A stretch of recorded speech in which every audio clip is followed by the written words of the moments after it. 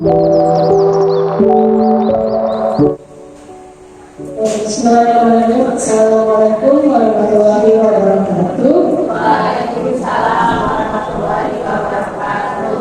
Oke, pertama-tama saya ucapkan terima kasih kepada Bapak Ibu Guru yang sudah berkesempatan hadir untuk hadiri diseminasi budaya positif yang hari ini akan insya Allah saya bawakan ya, mengenai materi-materi atau hal-hal yang berkaitan dengan budaya positif.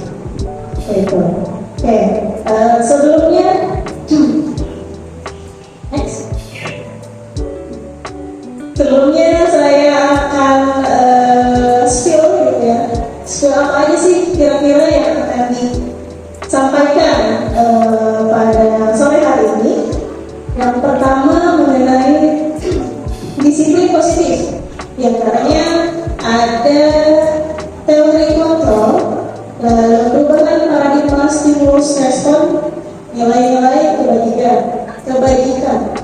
Lalu kemudian yang kedua, motivasi, hukuman, dan penghargaan. Di antaranya ada teori motivasi, konsep hukuman, penghargaan, dan pendekatan restitusi. Lalu selanjutnya yang ketiga itu keyakinan kelas.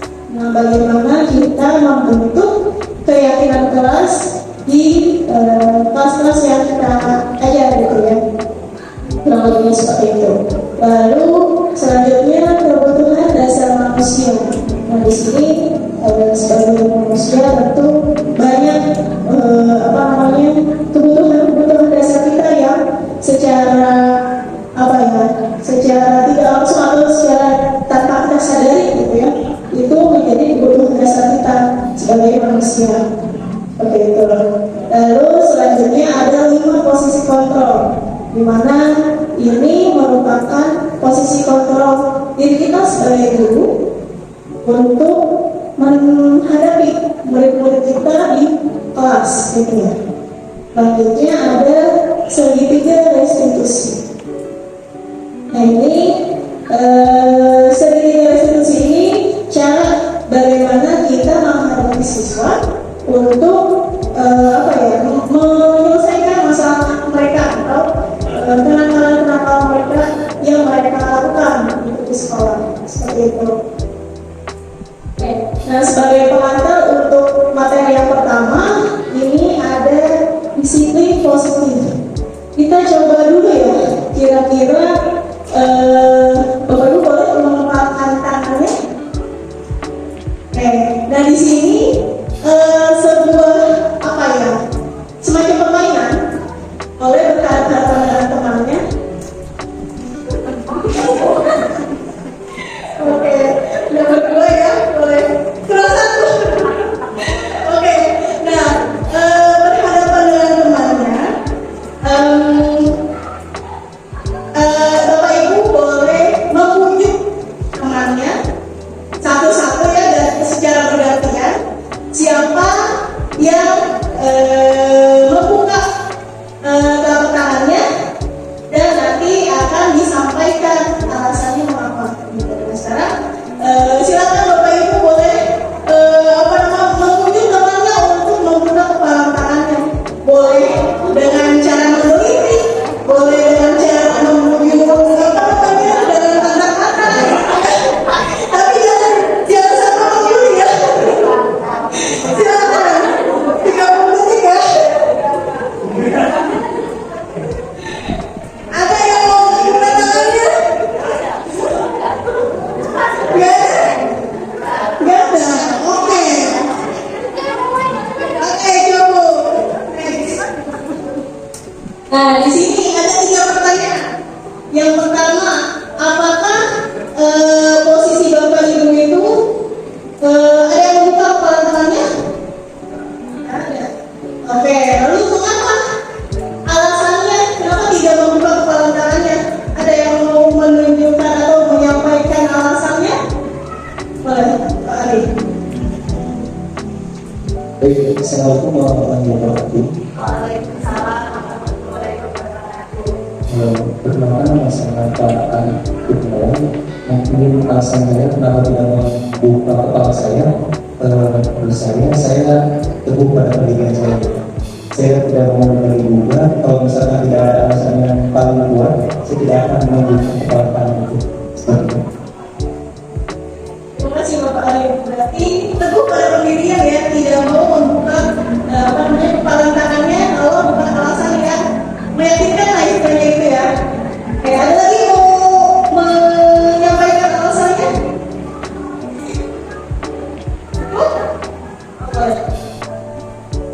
Assalamualaikum warahmatullahi wabarakatuh. Perkenalkan, saya Ibu Yudhana. Mungkin menurut saya, kenapa saya dan yang lain tidak membuka kepala tangan kami itu karena ada rasa kompetitif antara satu dengan yang lainnya. Jadi nggak ada yang mau kalah gitu untuk membuka tangan dulu. Mungkin sekian pendapat saya. Assalamualaikum warahmatullahi wabarakatuh. Oke, jawaban dari Bu berarti karena ada rasa kompetitif gitu ya. Yang ketiga itu dalam kegiatan ini, siapa yang memegang kendali atau kontrol atas membuka atau menutup kepalan tangan masing-masing? Yang memegang kontrol atas kepalan tangan masing-masing? Ada nggak sih yang memegang kontrol ini?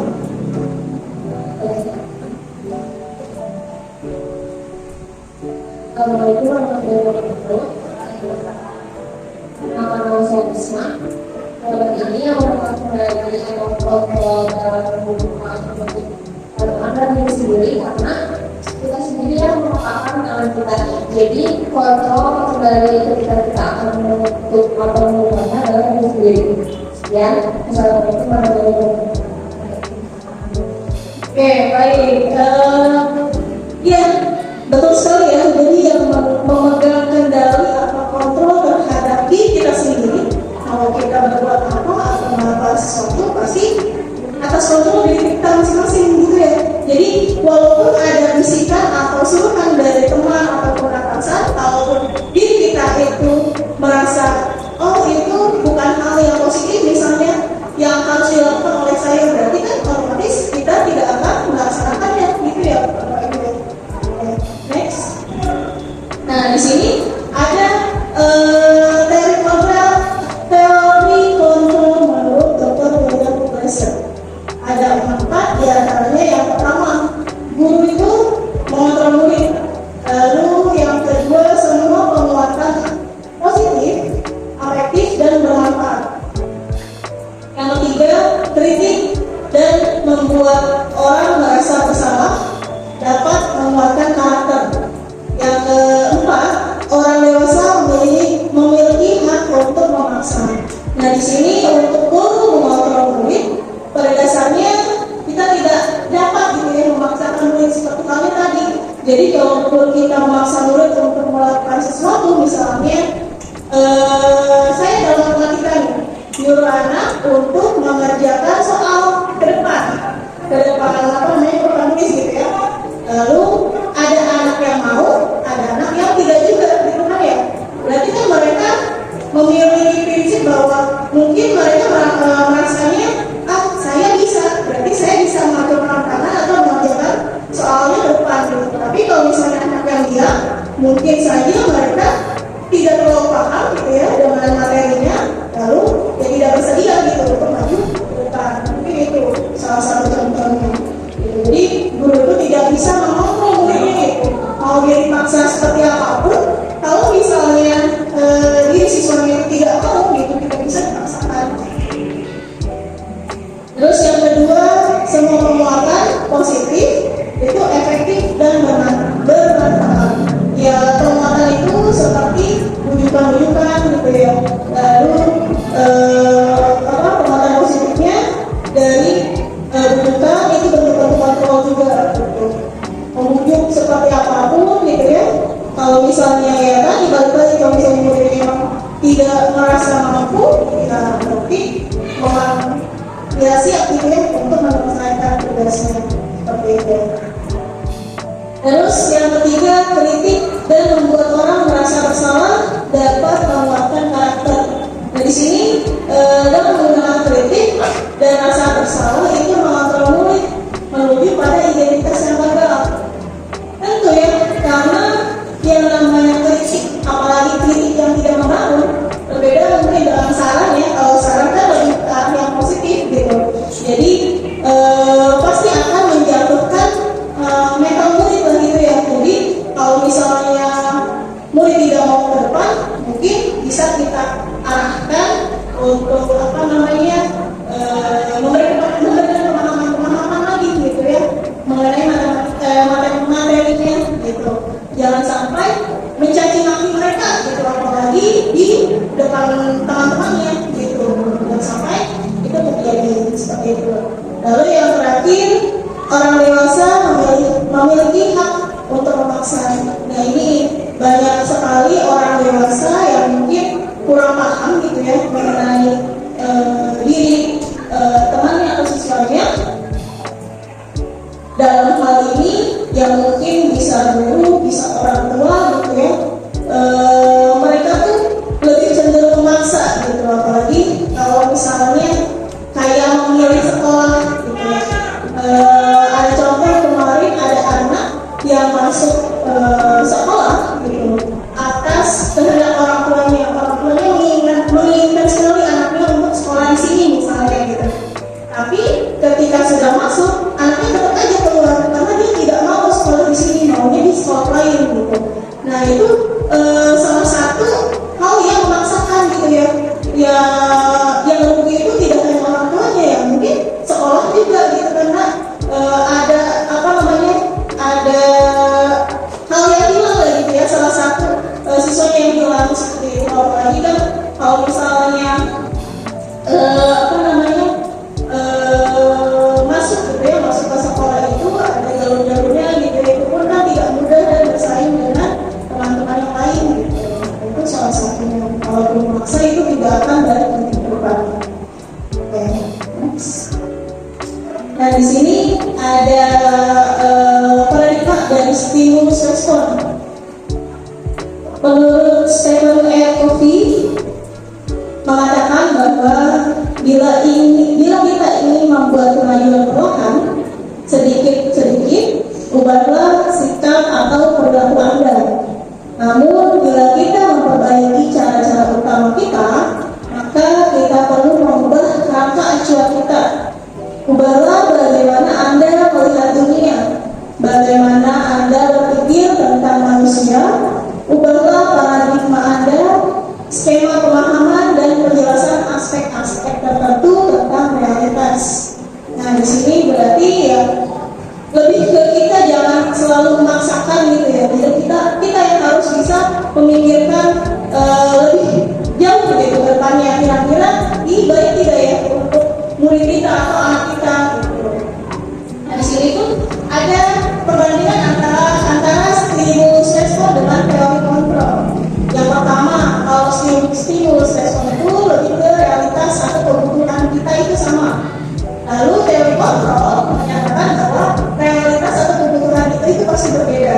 Gitu. Baik apa namanya kebutuhan pangan gitu ya, apa namanya sandang papan dan lain sebagainya. Gitu. Kebutuhan apa namanya kebutuhan rasa untuk diterima itu pasti berbeda-beda gitu ya. Ada yang cuek, ada yang apa pengen banget diperhatiin kayak gitu kan, itu pasti berbeda-beda menurut teori kontrol. Tapi menurut stimulus respon itu disamaratakan seperti itu. Lalu yang kedua, semua orang melihat hal yang sama, tapi pada dasarnya apa namanya penglihatan orang tua atau memandang orang tua pasti berbeda-beda gitu ya. Kemudian kita mencoba mengubah orang agar berpandangan sama dengan kita. Nah ini berdasarkan stimulus respon itu memandangnya selalu sama gitu ya. Tapi itu beda dengan teori kontrol. Itu kita berusaha memahami pandangan orang lain itu tentang dunia. Jadi kita tidak hanya melihat pandangan kita aja gitu ya, memandang misalnya murid gitu. Kira-kira kedepannya murid ini bisa atau enggak, terus berubah atau tidak. Nah, itu. Jadi kalau misalnya di teori kontrol itu pasti kita harus bisa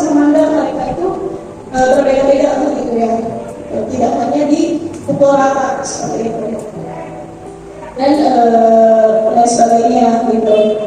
Nah di sini ada juga orang lain bisa mengontrol saya menurut stimulus respon, tapi menurut teori kontrol seperti yang udah sudah dilaksanakan atau dipraktekkan tadi, itu bahwa hanya Anda yang bisa mengontrol diri Anda.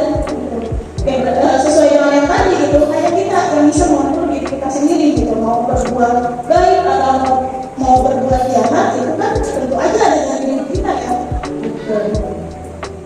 Oke, next. Nah di sini disiplin positif itu sering dihubungkan, atau kata disiplin itu sering dihubungkan dengan hukuman, gitu ya.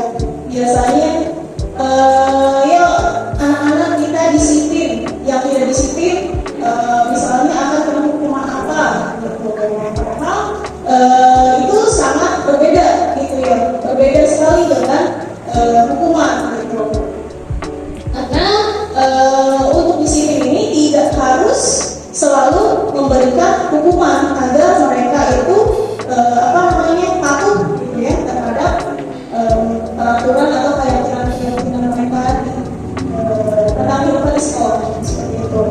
Lalu di sini untuk menjadi seorang murid, seseorang harus paham betul alasan mengapa mereka mengikuti ajaran tertentu atau peraturan tertentu gitu ya, sehingga motivasi dalam diri murid itu harus berasal dari dirinya sendiri, atau dikatakan sebagai motivasi intrinsik, bukan motivasi ekstrinsik, bukan dari luar, gitu. Bukan dari temannya, bukan dari gurunya, ataupun bukan dari teman-teman yang lain seperti itu. Lalu dari sini sebagai pendidik tentunya tujuan kita itu menciptakan anak-anak yang memiliki disiplin diri, sehingga mereka bisa berperilaku dengan mengacu pada nilai-nilai kebaikan universal. Nah, seperti apa nilai-nilai kebaikan universal? Nah, kita bahas selanjutnya. Nah, sehingga dia memiliki motivasi pada diri sendiri, pada dirinya, bukan dari orang lain. Nah, ini nilai-nilai kebaikan yang saya tadi sampaikan. Di sini ada nilai-nilai kebaikan itu ialah sifat positif. Nah, sifat positif manusia yang merupakan tujuan mulia yang ini ingin dicapai oleh setiap individu, gitu. Nah, dia bosan juga mengemukakan bahwa dengan mengaitkan nilai-nilai kebaikan atau nilai yang diyakini oleh seseorang, maka motivasi dalam dirinya itu akan muncul atau terbangun, gitu. Sehingga yang menggerakkan motivasinya itu ya tentu dari diri sendiri untuk mencapai tujuan yang mulia tersebut, gitu. Nah, nilai-nilai kebajikannya diantaranya itu yang sedang kita bangun adalah profil belajar Pancasila, gitu ya. Diantaranya ada beriman, bertakwa kepada Tuhan Yang Maha Esa, lalu kebinekaan global, gotong royong, kreatif, bernalar kritis, dan mandiri. Ini yang sedang digalakkan juga oleh pemerintah ya, bahwa kurikulum yang sekarang itu ya kurikulum yang merdeka, yang gimana, yang selalu berpihak pada murid itu. Tidak hanya tidak hanya guru yang selalu aktif di dalam kelas, tapi ya memberikan kesempatan untuk muridnya bagaimana caranya mereka berkembang gitu. Tapi tentu kita harus mengarahkannya seperti itu.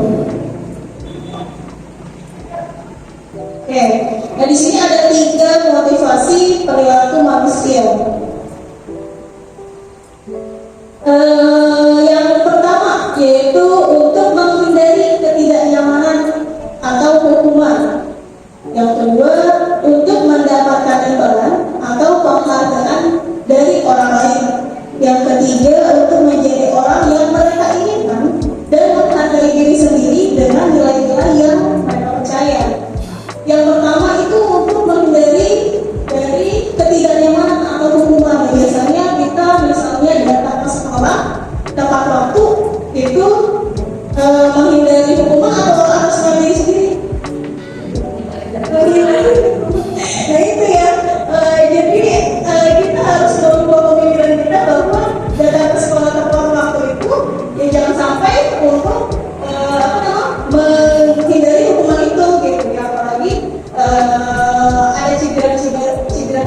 tertentu lah gitu ya, jangan sampai seperti itu.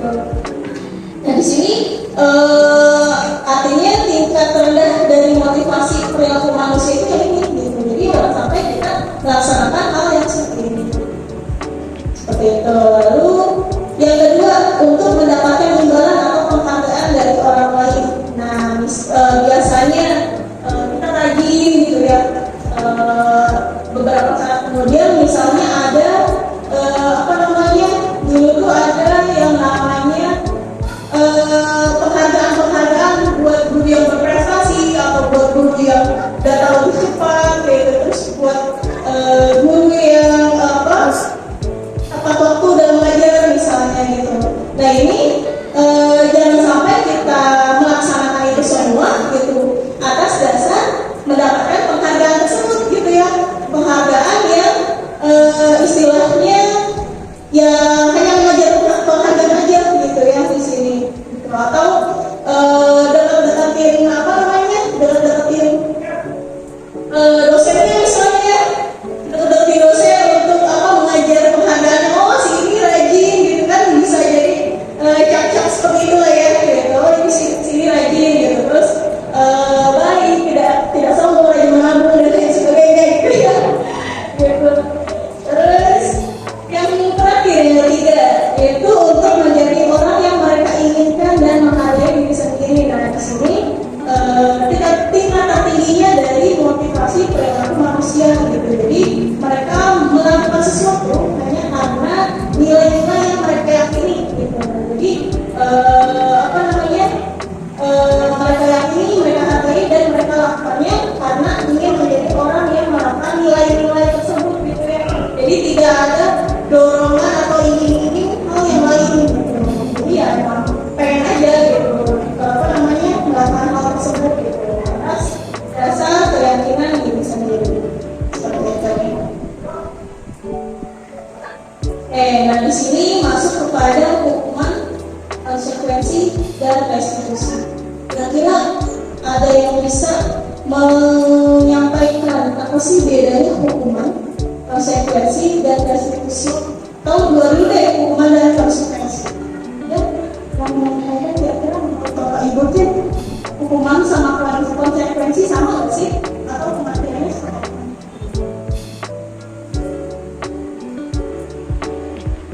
Terima kasih kepada Ibu. Saya coba menjawab.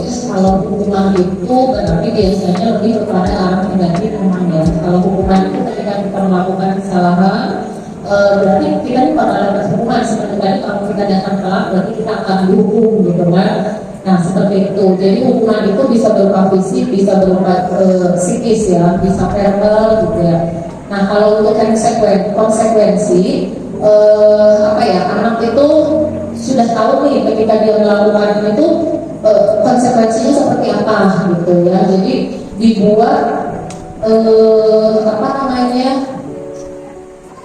anak itu dibuat lebih kepada menyadari kesalahannya gitu ya. Jadi tidak seperti hukuman yang anaknya negatif gitu kalau konsekuensi.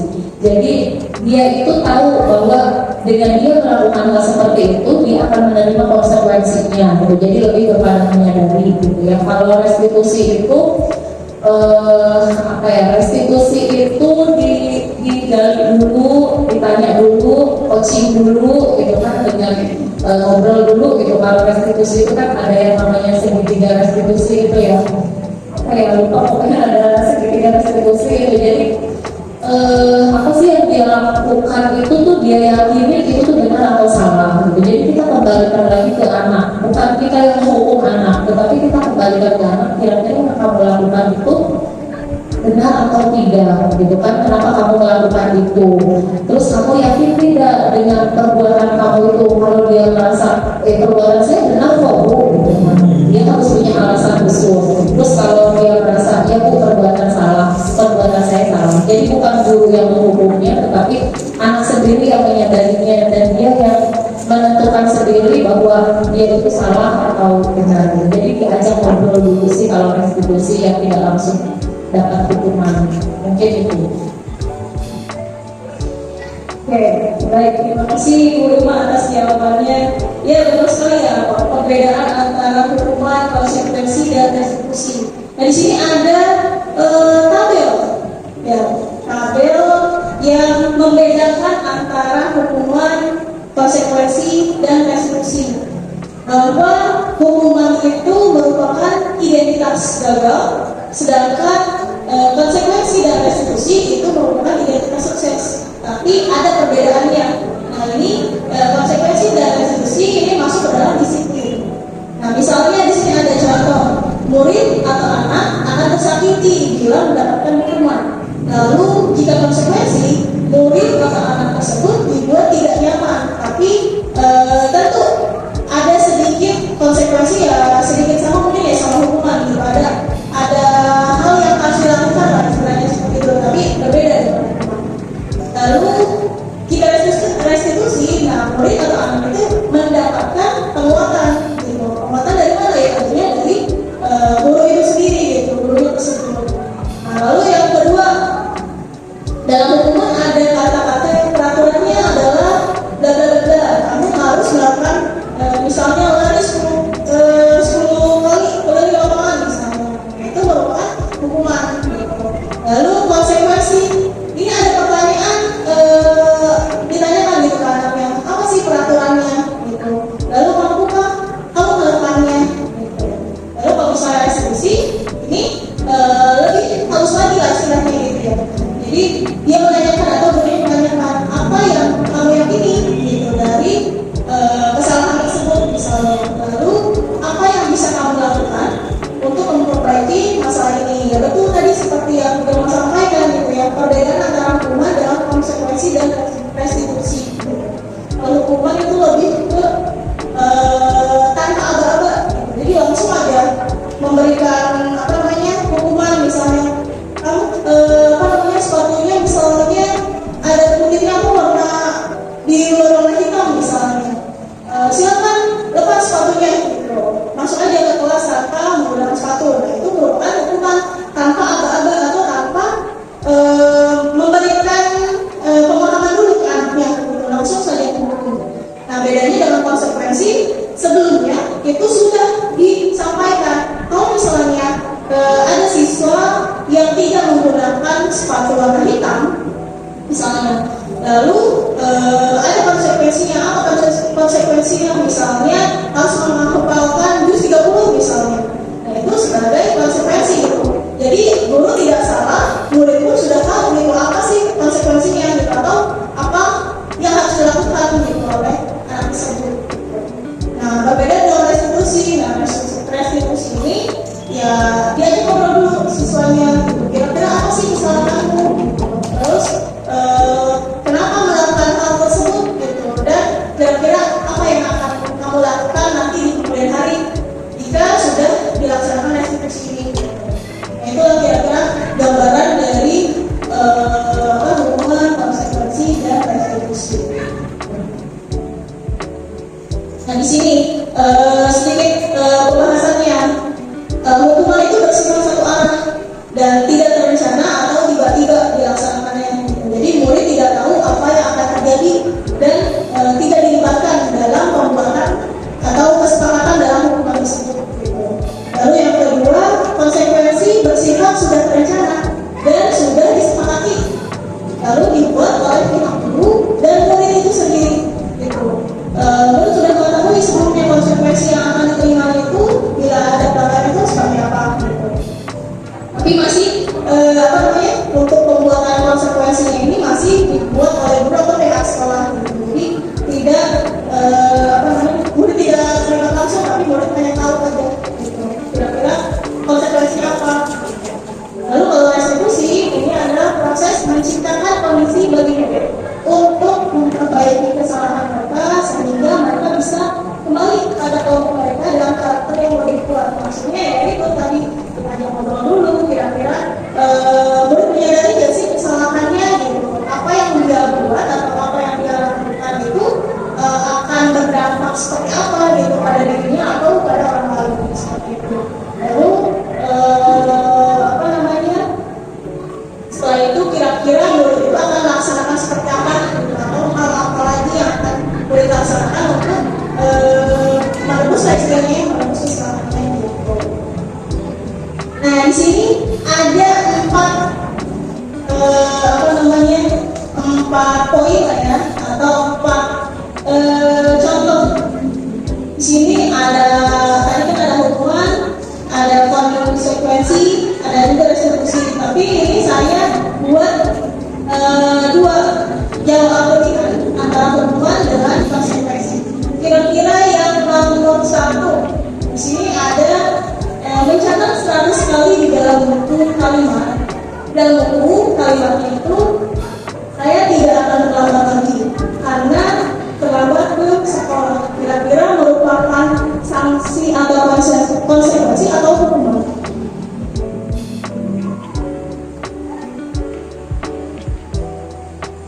Jadi apa? Konsekuensi atau hukuman?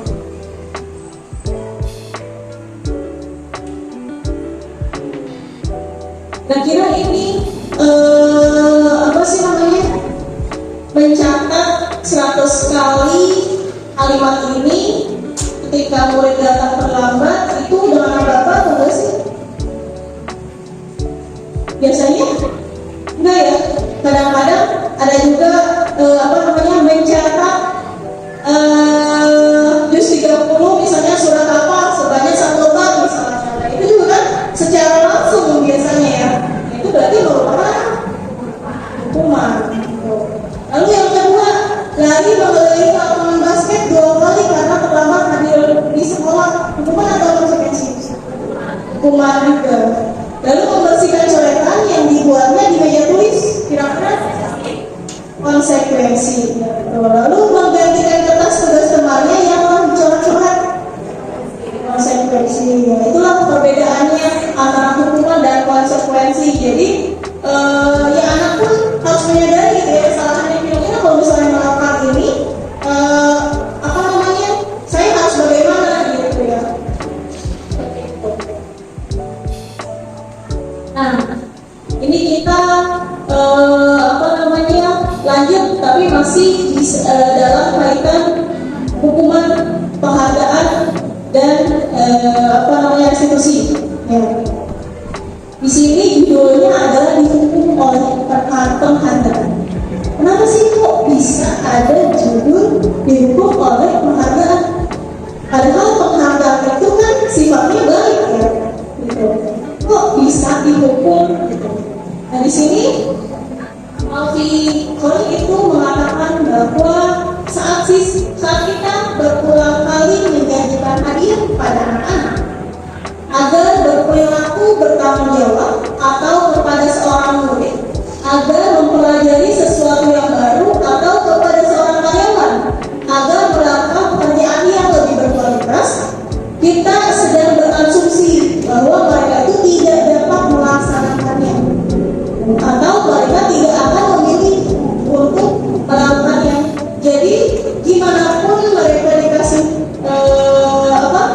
dijanjikan mendapatkan penghargaan, berarti kita sama-sama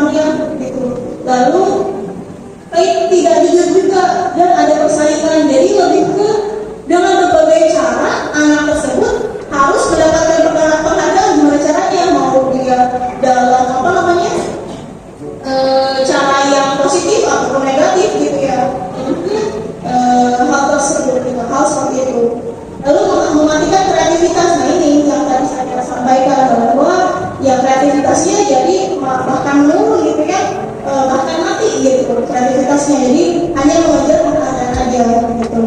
Nah di sini jika penghargaan diharapkan namun tidak didapatkan, nah anak merasa dihukum. Kenapa? Karena ada beberapa anak yang pengen banget dia dapat penghargaan, tapi kalau misalnya dia tidak mendapatkan penghargaan, dia malah merasa seperti dihukum. Loh, kenapa saya nggak dapat penghargaannya? Seperti itu ya. Jadi ya itu jadi menurunkan atau menurunkan juga rasa percaya diri anak juga seperti itu. Nah di sini mengapa keyakinan kelas, mengapa tidak peraturan kelas saja tadi? Masuk lagi ke materi mengenai keyakinan kelas. Oke, di sini ada dua soal atau ada dua pertanyaan. Yang pertama, mengapa kita memiliki peraturan tentang penggunaan helm pada saat mengendarai kendaraan roda 2 atau motor? Tentu jawabannya mengenai keselamatan, gitu kan ya? Lalu yang kedua, mengapa kita memiliki peraturan tentang penggunaan masker dan mencuci tangan setiap saat ketika kemarin COVID, bahkan sampai sekarang pun jadi terbiasa gitu ya. Nah, ini pasti alasannya di samping kesehatan juga keselamatan gitu ya. Nah di sini nilai-nilai ini yang kita semua yakini gitu, bahwa kalau misalnya tidak memakai helm atau tidak memakai masker dan mencuci tangan, itu pasti ada hal yang terjadi gitu, menjadi waswas diri kita gitu ya. Kalau misalnya tidak melaksanakan hal tersebut, berarti nanti kita keselamatannya terganggu nih, atau keselamatannya terancam gitu. Nah itu inilah yang dinamakan keyakinan gitu ya. Berarti datangnya dari diri kita sendiri, yaitu bisa juga terhadap motivasi diri sendiri atau motivasi diri sendiri gitu. Nah di sini nilai-nilai kebajikan tersebut gitu ya disepakati secara tersirat maupun tersurat, lepas dari latar belakang suku, negara, bahasa maupun agama. Peruntukan keyakinan kelas, mungkin Bapak Ibu di sini ada yang sudah pernah membuat keyakinan kelas? Tidak ada?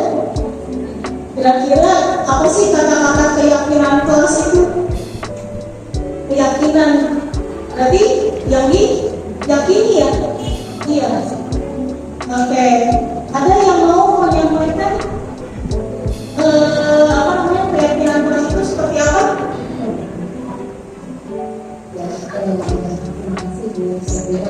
Kalau menurut saya keyakinan kelas itu kan hampir sama dengan kesepakatan kelas ya, gitu. Yang kita yakini yang kita sepakati, tidak ada paksaan di dalamnya.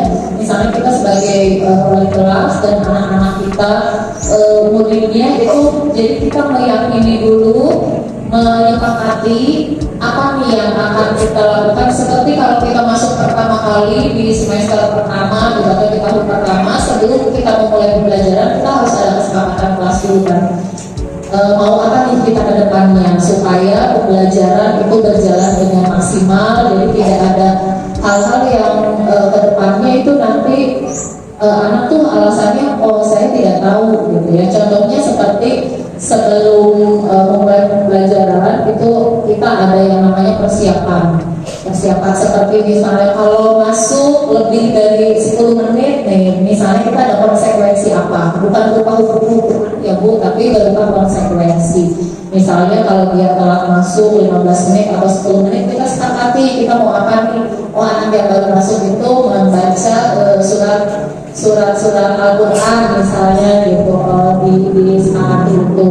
Kemudian kalau misalnya sebelum masuk itu kita membiasakan berdoa gitu kan. Jadi itu saja sudah hal kecil tapi sudah bisa menjadi satu kesepakatan kelas yang tidak boleh dilanggar, karena ketika melanggar itu mereka sudah tahu konsekuensinya gitu ya. Seperti tidak boleh makan dan minum pada saat KBM, tidak boleh menggunakan handphone pada saat KBM kecuali memang diperintahkan oleh gurunya. Hal-hal seperti itu kan bisa menjadi kesepakatan kelas yang bisa kita yakini sebelum pembelajaran KBM untuk 1 tahun ke depan. Jadi sesuatu hal yang diyakini oleh guru dan siswanya bisa dilaksanakan bersama tanpa ada yang merasa terpaksa. Seperti itu. Ya, baik, terima kasih Bu Irma. Jawabannya bagus sekali ya, sudah membuat kita terbayang kira-kira keyakinan kelas itu seperti apa gitu ya. Saya pun sudah mempraktekannya di kelas gitu. Jadi sebelum betul sekali sebelum pembelajaran awal gitu, biasanya kita ini nih siswa itu seperti ini pembelajarannya, tidak boleh ini, tidak boleh itu dan lain sebagainya, tapi kita buat dalam keyakinan kelas atau kesepakatan kelas. Kira-kira gimana sih gambarannya keyakinan kelasnya? Nah di sini saya saya contohkan.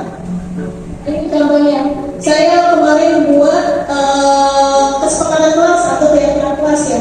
Yang pertama, ini sebenarnya dibuatnya itu bersama dengan siswa. Kita tanyakan dulu kira-kira kalian mau menjadikan kelasnya itu seperti apa saat pembelajaran gitu.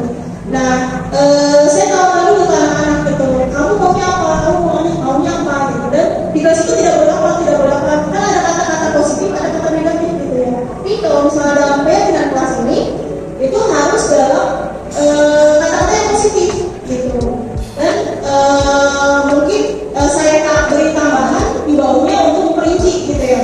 Nah di sini kesepakatan kelasnya ada 5 yang saya masukkan. Yang pertama selalu menjaga kebersihan. Tentu kan kalau misalnya kelasnya bersih, kelasnya rapi, lebih nyaman gitu ya belajarnya. Nah ini saya kasih poin di bawahnya, menjaga kebersihan lingkungan kelas secara bersama-sama.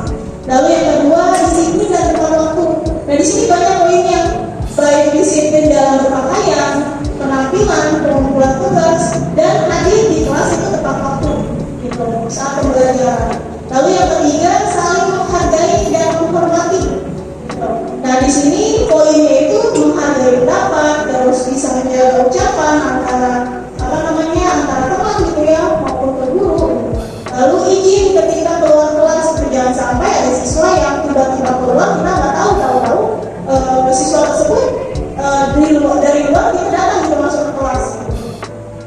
Lalu menerapkan 5S, 1M dan 2T. Nah ini 5S itu salah, senyum, salam, sopan, santun, sapa gitu. Lalu 1M mengucapkan kata maaf gitu. Ini kebiasaan yang positif lah ya saya rasa gitu. Lalu 2T ucapkan tolong dan terima kasih. Jadi untuk membiasakan mereka tidak sembarangan dalam temannya gitu ya, jangan sampai minjem sesuatu barang tinggal ambil aja gitu tanpa sepengetahuan temannya seperti itu. Lalu yang keempat, bijak dalam menggunakan handphone. Nah, di sini handphone mungkin saat ini tidak bolehkan, tidak juga diperbolehkan gitu ya, jadi sesuai dengan kondisinya gitu. Jadi menggunakan handphone ketika diperlukan dan diizinkan. Jadi ada kendali kita juga gitu sebagai gurunya di dalam kelas itu boleh menggunakan handphone ketika apa gitu. Tentunya saat dibutuhkan dan diizinkan itu. Lalu yang kelima, nah ini poin yang saya tambahkan kepada anak-anak untuk menjaga kekompakan kelas. Artinya mereka harus menjaga solidaritas dan saling mengingatkan dalam kebaikan, terutama ini say no to perundungan lah ya seperti yang kita sedang coba bangun mengenai proyek P5 yaitu tentang perundungan. Jadi saya masukkan ke sini gitu agar anak-anak di kelas pun terkendali gitu dalam belajar, tidak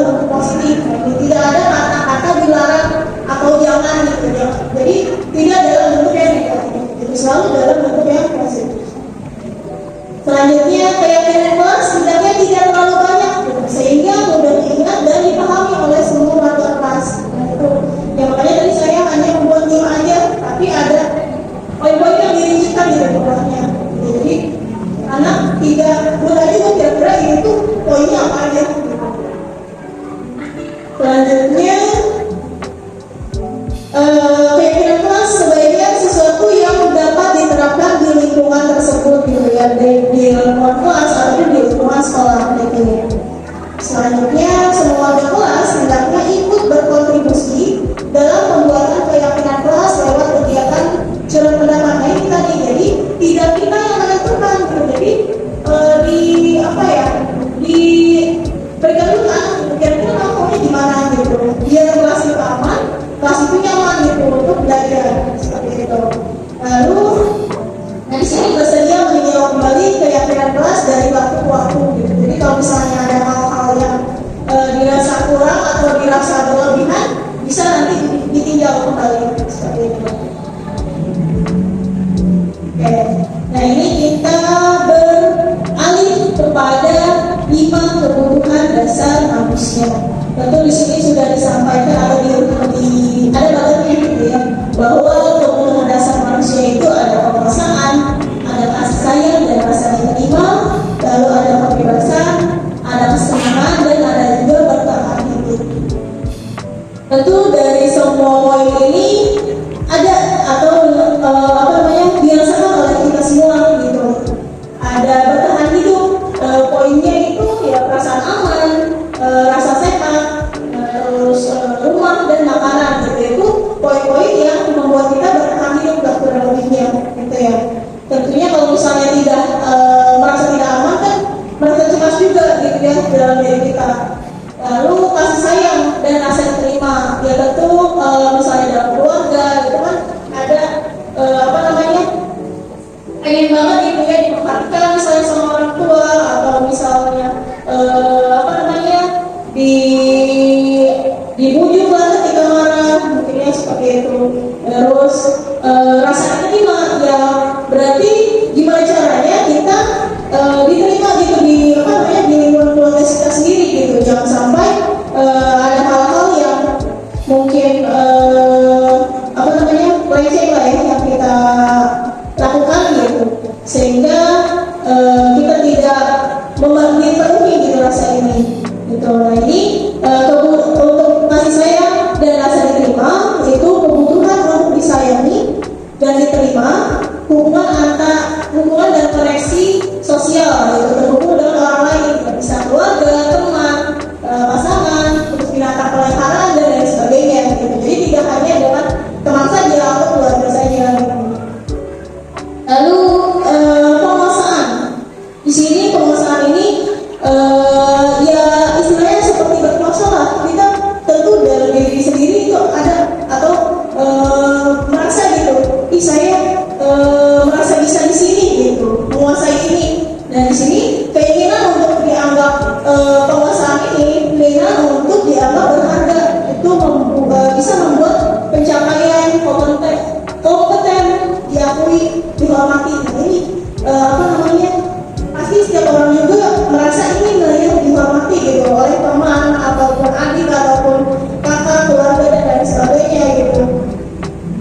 Seperti itu gitu. Nah, murid yang memiliki penguasaan yang tinggi biasanya selalu ingin menjadi pemimpin. Nah, itu ciri-cirinya, memiliki rasa penguasaan yang tinggi.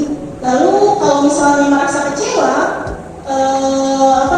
jika dia melakukan kesalahan gitu, suka kecewa berat gitu ya kalau misalnya dia melakukan kesalahan sedikit aja gitu, tapi dia rasa penguasaannya besar gitu.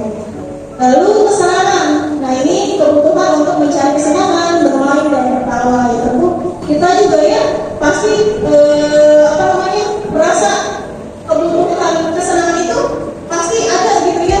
Gak mungkin kita setiap harinya diem aja gitu ya, kerja aja gitu ya, tidak berinteraksi dengan teman-teman, kakak adik dan lain sebagainya gitu ya. Jadi perlu dipenuhi gitu ya kebutuhan dasar tersebut.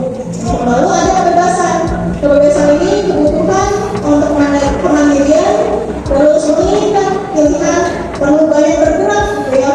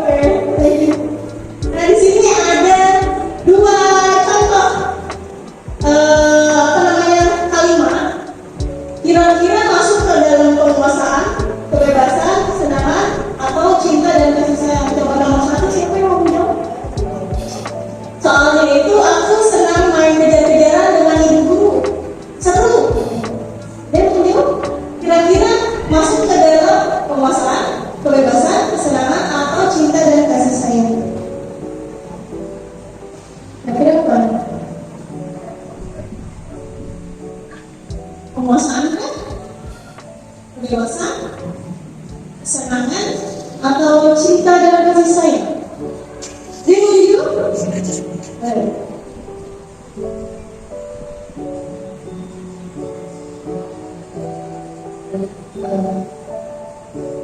Kalau menurut saya itu semua kesenangan karena itu merupakan hal yang disukai oleh seseorang.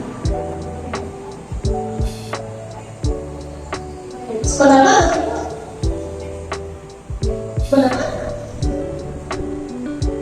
berbeda atas kesenangan. Ya, menurut saya itu tepat ya, karena dia senang main kejar-kejaran gitu. Berarti dia masuk kepada kesenangan gitu. Dia senang sekali kalau misalnya diajak main kejar-kejaran gitu. Seru katanya seperti itu.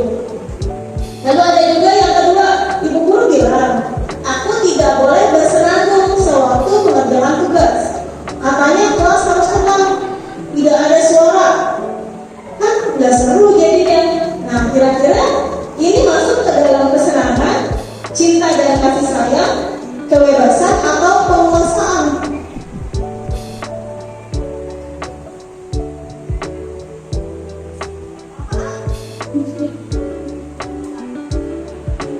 Kebebasan. Karena jika sedang berjalan bebas, ada larangan harus tenang, itu sepertinya kurang bisa fokus itu. Kan orang bebas biasanya kalau tidak tahu harus entah ke teman atau ke ibu. Oke, baik, tepat ya. Dia merasa ingin bebas dimanapun caranya, asalkan dia mengerjakan tugas, gitu kan ya? Ya di sini gurunya membatasi bahwa harus tenang, tapi mungkin diri atau anak tersebut lebih cenderung ke siswa yang metode belajarnya kinestetik mungkin ya. Jadi dia ingin terus bergerak gitu, atau ingin terus berbicara lah gitu ya. Ya seperti itu gitu. Ya ini masuk pada kebebasan gitu. Nah ini mengenai posisi kontrol. Posisi kontrol ini yang masih menyangkut pada tadi kontrol diri tadi ya, gitu. Tapi ini posisinya pada diri guru. Nah ada 5 posisi kontrol ternyata.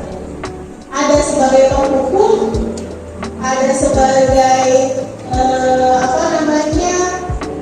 manajer, ada juga 3 yang lainnya. Yang pertama ini penghukum. Apa sih penghukum? Jadi tugasnya kalau dari namanya itu penghukum, berarti dia tugasnya menghukum gitu ya mungkin ya. Nah di sini pengertiannya itu seseorang dikatakan penghukum atau guru dikatakan penghukum itu bisa menggunakan hukuman fisik maupun verbal. Jadi tidak hanya hukuman fisik aja yang kasih, juga itu juga bisa juga secara verbal atau ucapan kata-kata gitu ya. Hukuman fisik misalnya apa ya? Tadi contohnya misalnya kamu datang terlambat, silakan lari keliling lapangan 10 kali misalnya. Nah, itu merupakan guru penghukum gitu. Nah, itu pun bisa dengan nada suara tinggi dan bahasa tubuh yang misalnya marah-marah sambil menunjuk-nunjuk gitu ya. Ya sambil lari kan biasanya kalau udah emosi gitu ya, kamu nih apa gitu ya. Gitu salah satu contohnya. Nah di sini kalau misalnya guru-guru yang menerapkan posisi penghukum itu kata-kata yang dikeluarkannya misalnya ada patuhi aturan saya atau awas misalnya jika tidak mematuhi gitu. Lalu kamu selalu saja salah. Nah, sambil menurut juga misalnya. Terus pasti selalu yang terakhir selesai gitu. Walaupun siswa terakhir selesai itu nggak masalah, berarti siswa memiliki rasa tanggung jawab dan berusaha gitu ya. Walaupun terakhir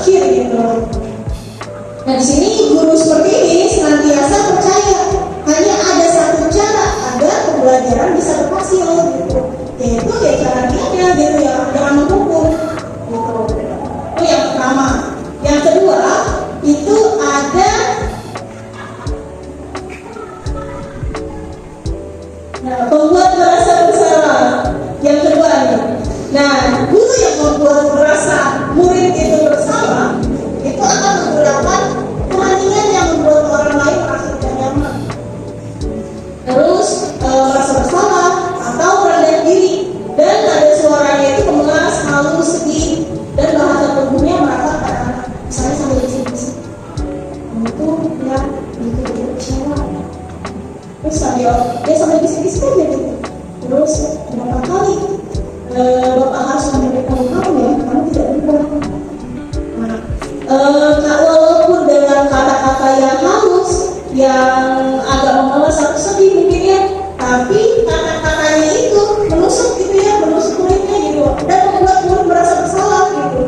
Nah ini pun gitu tidak baik gitu untuk posisi murid gitu ya.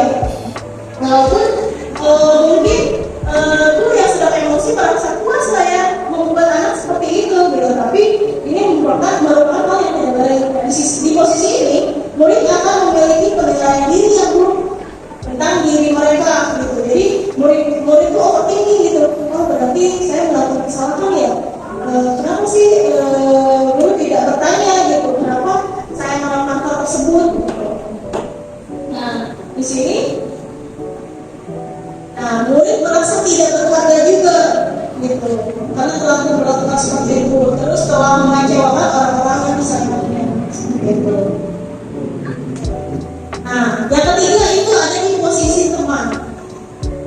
Yang mungkin gimana caranya kita teman-teman murid ya mungkin di posisi ini gitu ya, karena murid merasa nyaman ngobrol dengan kita, terus murid juga tidak sungkan gitu untuk misalnya kita bertanya, apalagi yang matematika gitu ya, mungkin saya juga menerapkan di posisi ini gitu, karena murid itu sangat sungkan lah untuk bertanya ke gurunya gitu, walaupun dengan temannya dia tidak mau bertanya gitu, malah ya apa ya sungkan juga mungkin ya, malah dia cenderung diam gitu. Jadi makanya diterapkan posisi ini gitu. Posisinya seperti apa?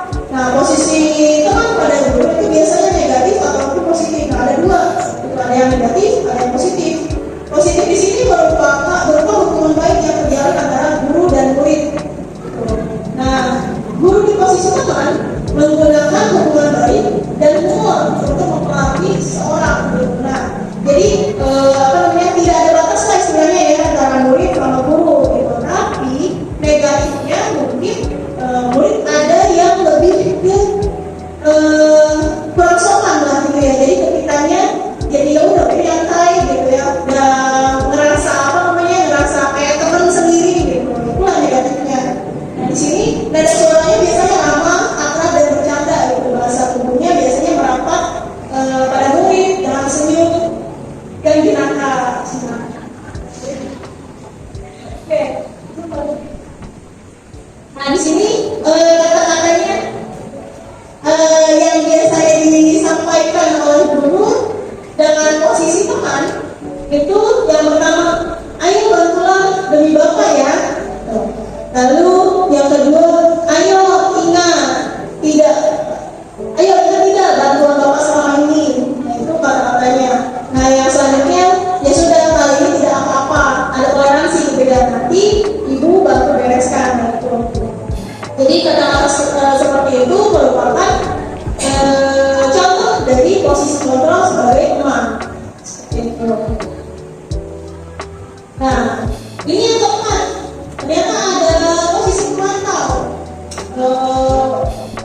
Seperti apa posisi pemantau? Nah, di sini berdasarkan pada peraturan dan konsekuensi, berarti kita lihat peraturan dan konsekuensinya juga kayak tadi ada peraturan ada keyakinan kelas gitu ya. Jadi kita lihat di keyakinan kelas siswa ini melanggar atau tidak gitu, melanggar keyakinan atau tidak.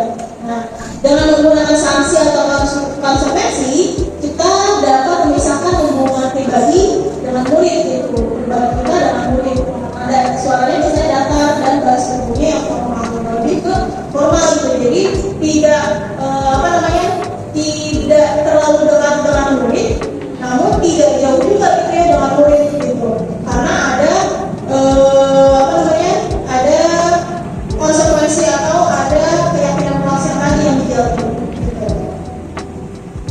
Terus pertanyaannya diajukan misalnya, peraturannya apa yang kamu lakukan, sanksi apa, konsekuensinya apa sih gitu.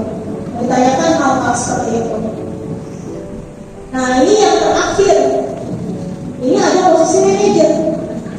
Nah gimana sih posisinya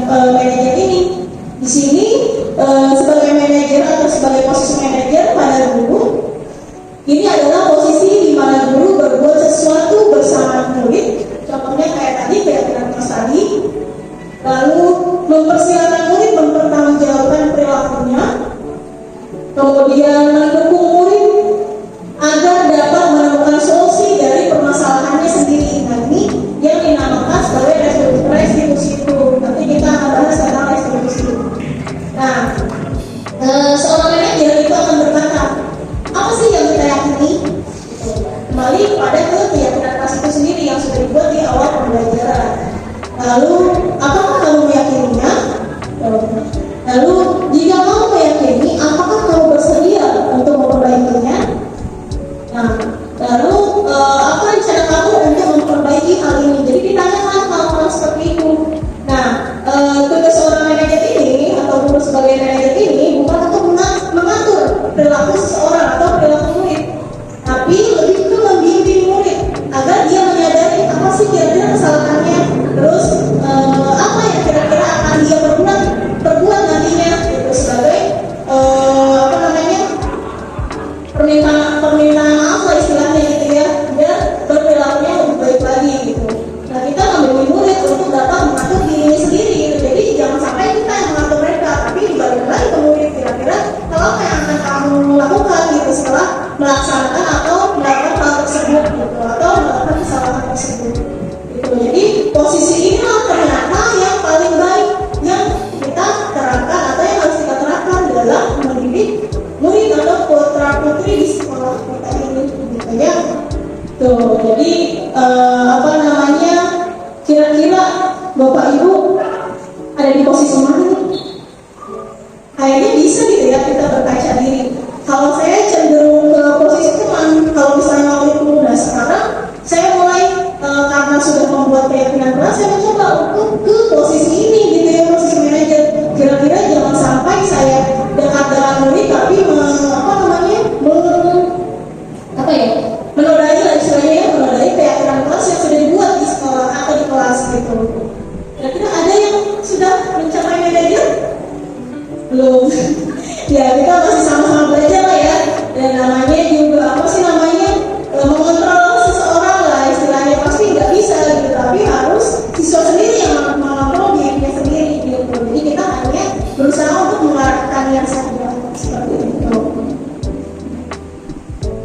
Nah, di sini ada 5 posisi kontrol dan restitusi. Jadi lebih ke guru ya.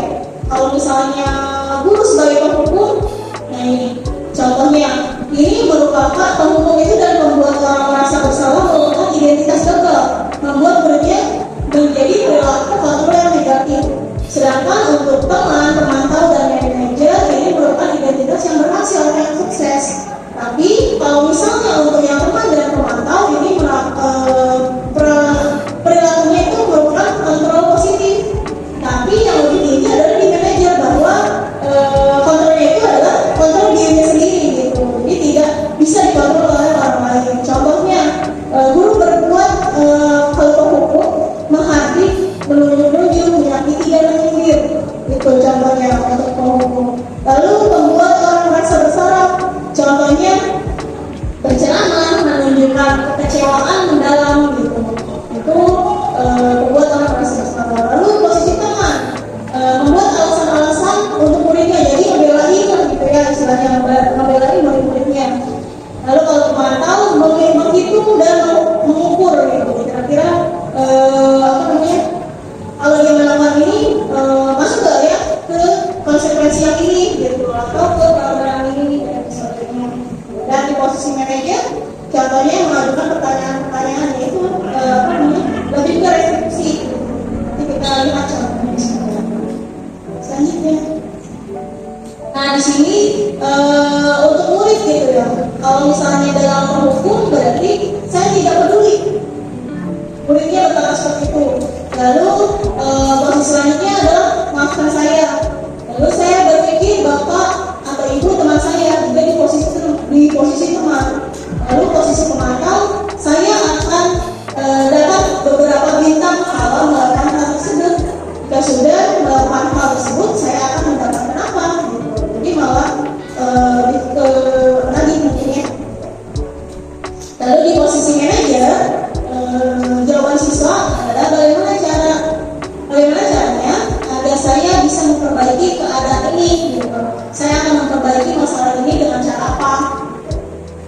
Nah, ini contoh-contoh perkataan murid gitu ya dalam 5 posisi kontrol ini. Adapun dampak-dampaknya.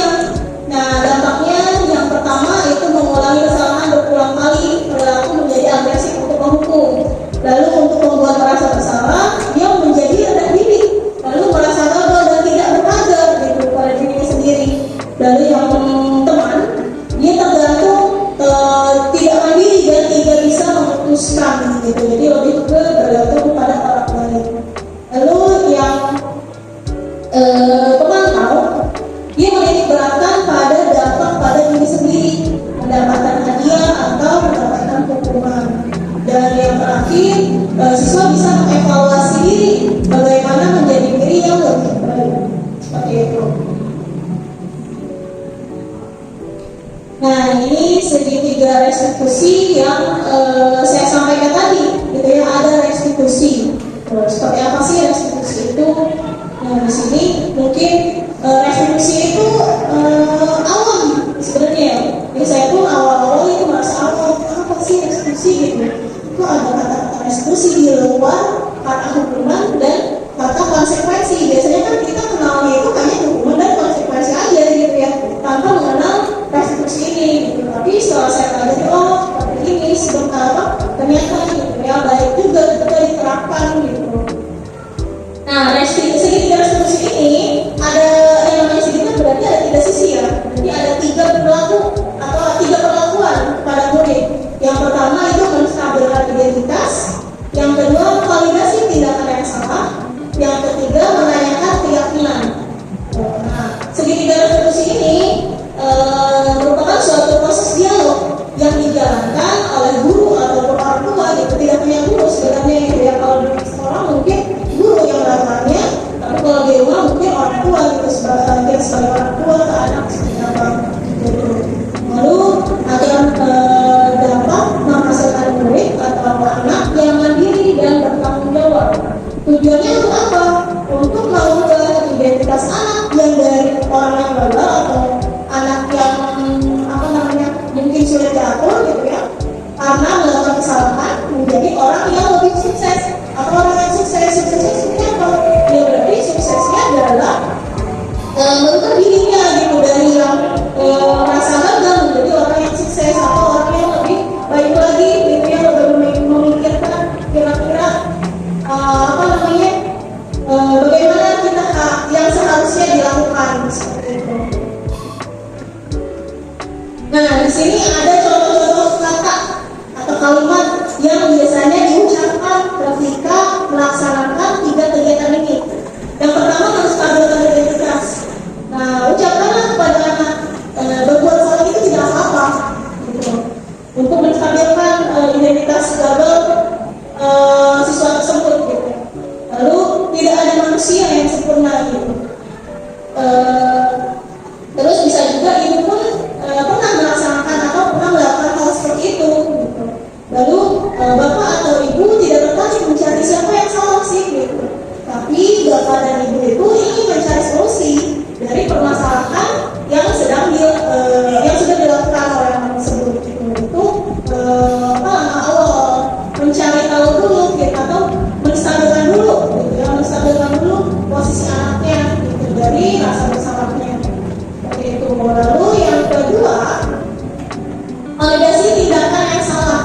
Jadi kita memvalidasi atau mencari kebenaran dari bukan mencari kebenaran sih, mencari tahu gitu ya, apa kira-kira yang diperbuat anak tersebut gitu. Ini bisa pakai kata-kata, kamu pasti punya alasan gitu, apa melakukan hal tersebut gitu. Lalu yang kedua, kamu patut bangga pada dirimu sendiri karena kamu telah melindungi sesuatu yang penting gitu.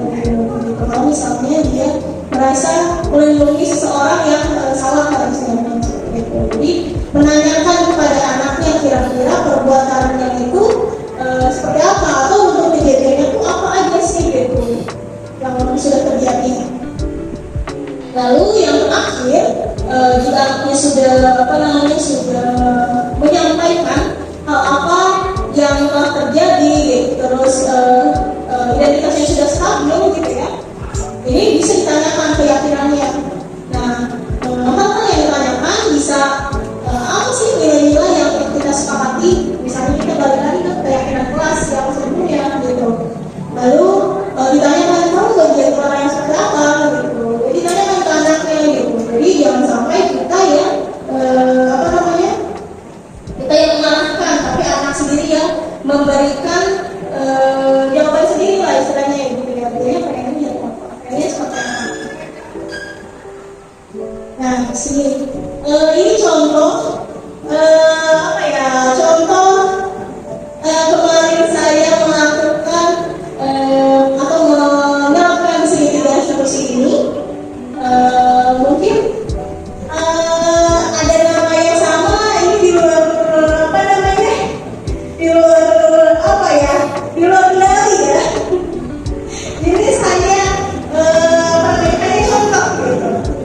Di sini kasusnya itu mahasiswanya dalam misalnya seorang murid kelas 11 IPS. Nah, dia telah masuk kelas selama 30 menit. Nah, ketika pembelajaran ketiga bahasa Indonesia dengan nama gurunya Richard. Nah, galang ini telat masuk kelas karena pergi ke kantin untuk sarapan. Nah, mungkin kita yang posisinya sebagai teman itu mungkin oh iya nggak apa-apa gitu, tapi hal seperti ini juga harus kita tindak gitu ya, harus kita lakukan segitiga restitusi ini gitu, supaya kedepannya anak ini menyadari bahwa hal tersebut itu yang tidak baik gitu, tapi lebih ke memberikan solusi lah istilahnya seperti itu. Boleh diingat itu. Selamat siang Galang. Yang Bu. Iya. Nah, baru saja Ibu tadi ngobrol dengan Bu Ica.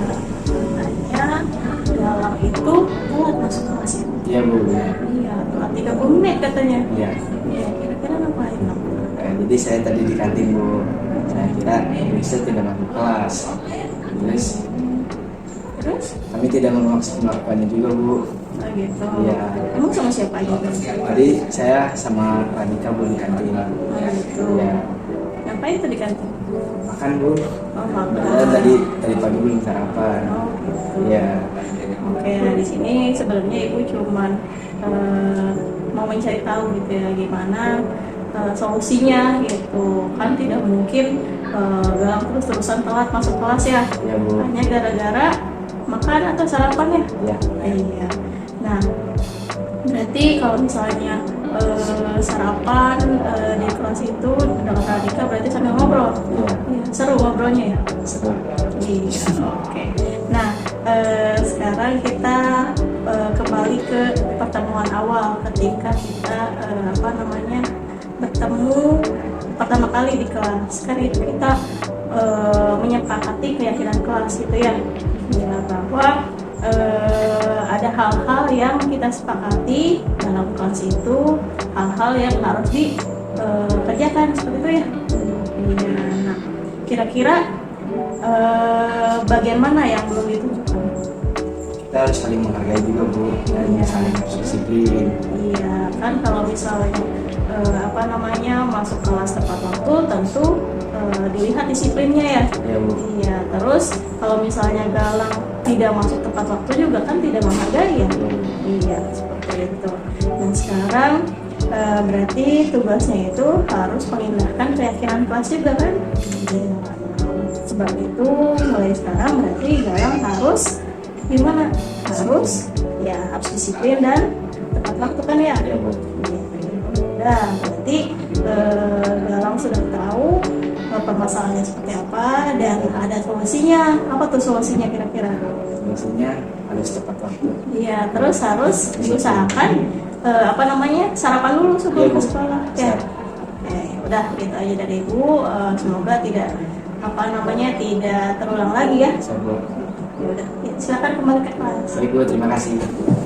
Oke, yang kurang lebihnya itulah yang contohnya gitu. Jadi ada proses-prosesnya, ada menstabilkan identitas, ada juga apa namanya validasi kemasan gitu kan, menanyakan keyakinan. Gitu. Jadi ini salah satu contoh dan gitu ya untuk melaksanakan segitiga restitusi.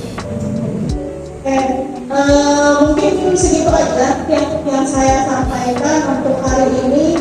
Terima kasih Bapak Ibu yang sudah berkesempatan hadir gitu ya, meluangkan waktunya untuk hadir pada diseminasi ini gitu ya tentang budaya positif. Mudah-mudahan kita bisa melaksanakannya bersama-sama gitu ya di lingkungan sekolah gitu. Oke, saya akhiri saja. Bila taufiq wal hidayah. Wassalamualaikum warahmatullahi wabarakatuh. Terima kasih Bapak Ibu. Sebelum mulai apa namanya belajar ya, sebelum kita masuk ke materi kan supaya kelas kondusif, terus supaya juga kelasnya aman dan nyaman belajarnya, kan harus ada kesepakatan ya, kelasnya harus gimana, belajarnya harus gimana gitu kan ya. Nah, karena itu kita buat dulu kesepakatan atau keyakinan kelasnya. Kira-kira kalian tuh mau kelas yang seperti apa saat belajar nanti, atau bahkan bisa diterapkan juga kita pembelajaran yang lainnya, nggak hanya di matematika aja, sebenarnya di pembelajaran yang lainnya. Itu ini ibu apa namanya bagikan, kalian tuliskan aja kira-kira kalian pengen belajarnya kayak gimana sih, teman-teman kalian jangan seperti apa atau kalian harus seperti apa ketika belajar. Misalnya jangan menggunakan handphone, itu kan berarti salah satu kesepakatan yang harus disepakati semuanya gitu ya. Kira-kira kalian pengennya di kelas itu apa ya, jangan sampai seperti apa atau kita harus bagaimana di kelas itu gitu ya. Nah ini ibu bagikan satu-satu, nanti diisi. Maka boleh dikasih nama atasnya atau bagi bawah.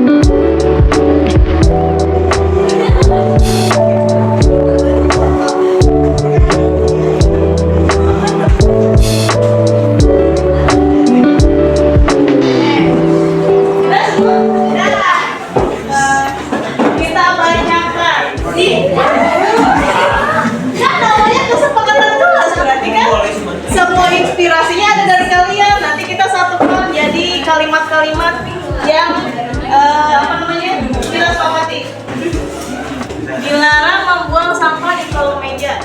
Betul? Betul. Oke, berarti ini masuknya kemana?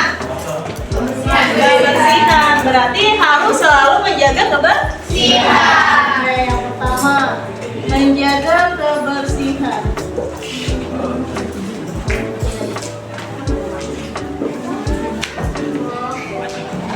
Saling kompak dan solidaritas. Betul? Ya. Berarti kita mulai dari sekarang sampai nanti kalian pun wali kelasnya berganti atau sampai kelas 3 nanti harus tetap saling kompak. Dan apa lagi? Oke, nanti kita lanjutkan. Berarti kompak, menjaga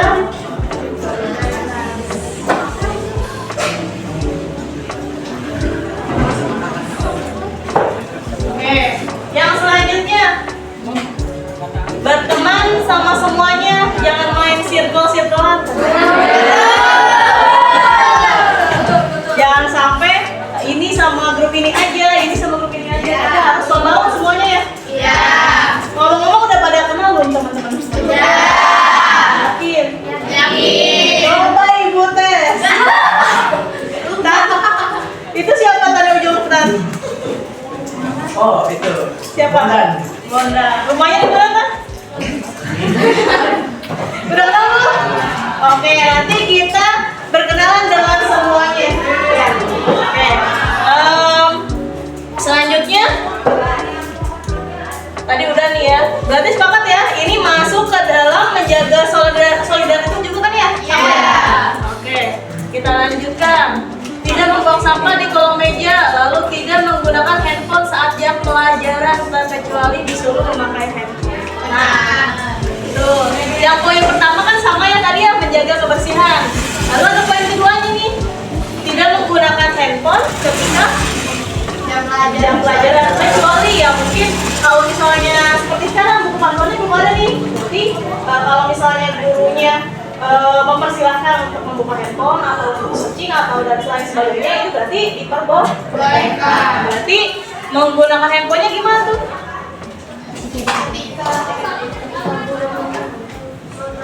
Menggunakan handphone sesuai kebutuhan kan ya? Kalau misalnya apa namanya? Kalau misalnya guru sedang menerangkan kalian main HP boleh nggak? Nggak. Jadi kalau misalnya ada guru ataupun ada yang sedang berbicara misalnya temannya, berarti harus simpan dulu handphonenya. Iya, simpan dulu sejenak. Jadi bukan tidak boleh, tapi sesuaikanlah dengan kondisinya, gitu ya. Jadi apa namanya? Kalau misalnya diskusi juga ya, kalau misalnya dalam kelompok, misalnya kelompok diskusi teman-teman yang mengerjakan tugas dan kalau misalnya ada salah satu di antara kalian mau gimana? Main HP gitu. Salah satu di antara kalian main HP.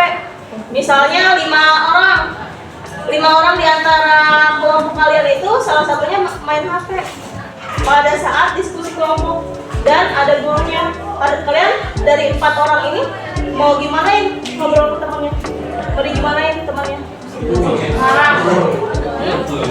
Ditegur. Berarti harus saling mengingatkan.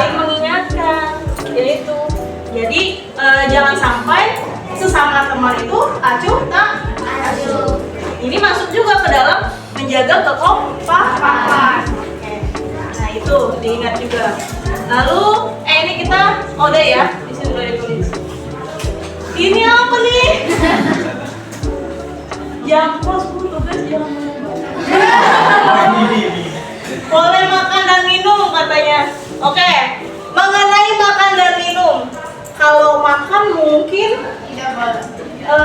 gimana ya? Mungkin agak sedikit terganggu. Kenapa? Nanti fokusnya pada makan.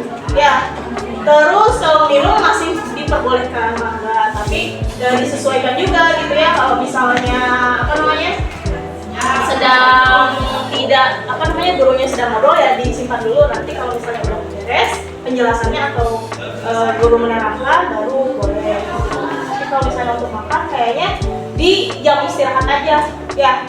gitu. Jadi kita menjaga kenyamanan temannya juga. Takutnya kan terganggu, temannya lagi fokus, kamu sambil ngemil kriuk-kriuk gitu, kan kedengeran ya. Jadi kayak belajar itu kayak dikasih Excel gitu, ya kriuk-kriuk gitu. Ya. Kalau makan permen boleh lah makan. Kalau misalnya ngantuk mungkin ya, ngantuk boleh banget.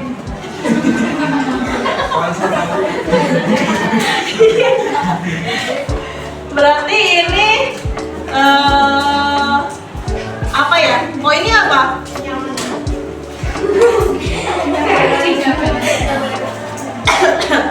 Oke, mungkin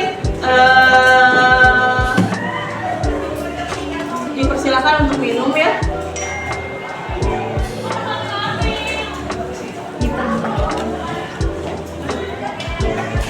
Minum, namun makan pada saat jam istirahat.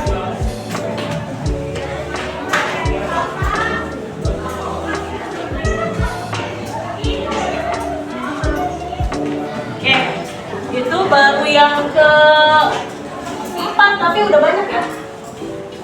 Nah ini selanjutnya, laki-laki dijadikan sebaris dari depan ke belakang biar lebih akrab, soalnya ini ujung ke ujung kayak diem ya. Masalah ini ibu sudah terpikirkan dari kemarin sebenarnya. Jadi nanti duduknya ibu rolling, tidak dengan teman sekarang, terus seminggu sekali. Jadi setiap hari Senin di rolling. Rollingnya gimana? Misalnya meni rolling gitu apa gitu? Gimana?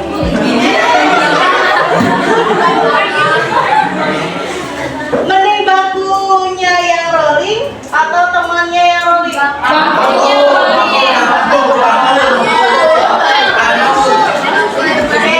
Berarti gantian ya nanti minggu pertama sampai habis dulu aja. Misalnya ini siapa teh namanya? Puri misalnya kan di depan. Nanti minggu kedua misalnya mundur ke belakang, terus mundur lagi. Nah kalau misalnya udah habis Puri di depan lagi, nanti gantian temannya satu yang pindah. Iya. Kan biar kenal semua. Udah kenal Bu. Kan? Poin dua apa?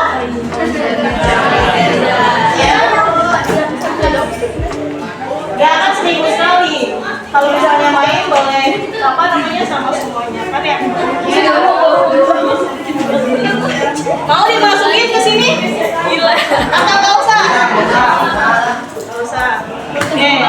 Tapi ini dilaksanakan ya? Ya. Oke. Ini boleh makan dan minum, tugasnya sedikit, jarang banget. Ini masukan sekali ya. Nah untuk makan dan minum kan udah dibahas ya. Kalau misalnya tugas sedikit, jarang ulangan. Gimana? Itu teh pernyataan atau pertanyaan?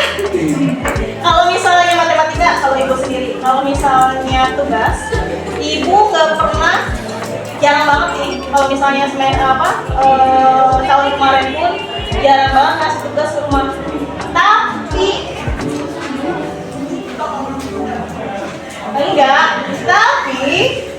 tugasnya dikumpulkan hari itu juga ketika ibu suruh. Tapi ada spare waktunya, misalnya ibu pelajarannya pagi-pagi, terus ibu nanti menawarkan kira-kira kalian kapan mau mengumpulkan. Nah, kalian boleh menawarkan atau nego lah mau kapan, jam berapa. Tapi harus hari itu juga.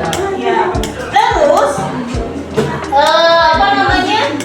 kalau misalnya ada yang sakit atau ada yang izin, berarti kalian, karena ibu gak ngasih tugas ya, berarti kalian yang sakit atau yang izin harus aktif ke temennya nanya kira-kira tugasnya apa untuk hari ini misalnya gitu.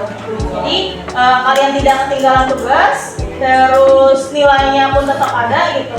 Jadi tidak menumpuk juga tugasnya nanti kalau misalnya nilai kan dalam satu semester ya biasanya adanya gitu atau kalkulasinya dibagi rapotnya. Berarti kan jangan sampai kalian numpuk tugas sampai di akhir semester nggak dikumpulin juga, nanti gurunya sudah memperingatkan atau kalian tetap nggak mengumpulkan, nanti kan nilainya juga kan kecil ya.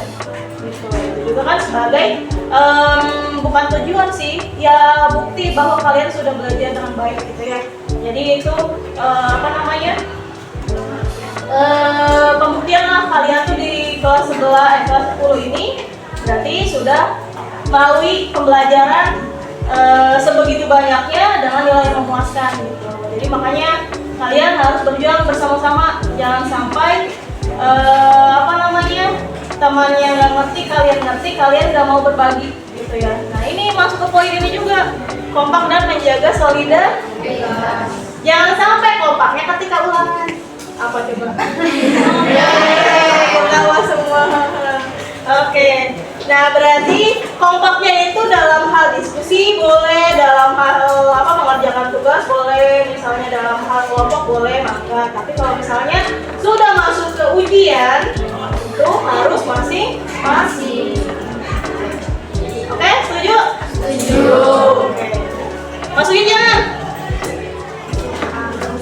Gak usah ya, cuma hanya pernyataan. Oke, lalu boleh milih kelompok sendiri katanya. Tugas sedikit, praktek banyak. Jangan sering ulangan. Tempat duduk jangan dirubah dengan teman sebangku. Aduh, boleh makan dan minum. Oke, ini gimana nih? Oke, kalau misalnya masalah kelompok biasanya itu tergantung gurunya. Gurunya yang bikin kelompoknya atau nanti gurunya mempersilakan untuk bikin kelompok sendiri gitu ya. Tapi ya kita balik lagi ke poin yang ini nih, harus jadi jangan milih-milih kan. Kalian semua kan sama ya di sini ya, sama yaitu keluarga 10 IPA 3 gitu. Berarti ya harus bareng-bareng lah gitu ya, jangan sampai ada teman-teman yang tersakiti oleh kalian sendiri gitu ya. Oke? Siap? Siap. Siapin termasuk? Siap. Oke. Lanjutkan. Apa lagi nih? Tugas sedikit, praktek banyak. Matematika praktek. Kayaknya praktek di luar ya. Berdiri di tengah lapangan. Kalau Pitagoras, kan ya? Ingat kan? Kalian berdiri di tengah lapangan misalnya, itu tiang bendera. Ukur tuh jarak ujung tiang bendera ke kepala kalian. Itu kan praktek ya? Iya. Ya nantilah kita pikirkan gitu ya. Ada banyak cara untuk belajar lah. Ya itu mah contoh aja gitu. Ya kalau misalnya mau dipraktekkan banget. Oke. Terus jangan sering ulangan. Tempat duduk jangan diubah. Nah, ini ya demi menjaga kekompakan lah kita seminggu sekali, nggak tiap hari diubahnya. Terus apalagi nih, boleh makan dan minum ya tadi. Jangan sering ulangan. Nah kalau ulangan biasanya itu per bab, cuman per bab karena kita ada 4 bab ya, berarti 4 kali ulangan. Tapi itu ya menyesuaikan juga, kondisional lah gitu ya. Nanti gimana kita kebutuhannya, kondisinya nanti gitu ya. Kan biasanya suka ada PTS juga. Cuman karena ini kurikulum merdeka kayaknya udah nggak ada gitu ya, nggak ada PTS, paling ya tugas-tugas biasa. Alhamdulillah. Oke, selanjutnya yang piket datangnya harus lebih pagi. Nah, untuk nyapu kelas dan membersihkan meja menggunakan kemoce. Piket tidak hanya saat pulang sekolah saja. Nah itu biasanya kalau misalnya yang namanya piket itu pagi-pagi, datangnya lebih pagi. Jadi kelas ketika ditempati udah lebih bersih, lebih nyaman juga. Suka kalian mau duduk-duduk di sini, makannya di sini, tapi harus dirapikan lagi gitu.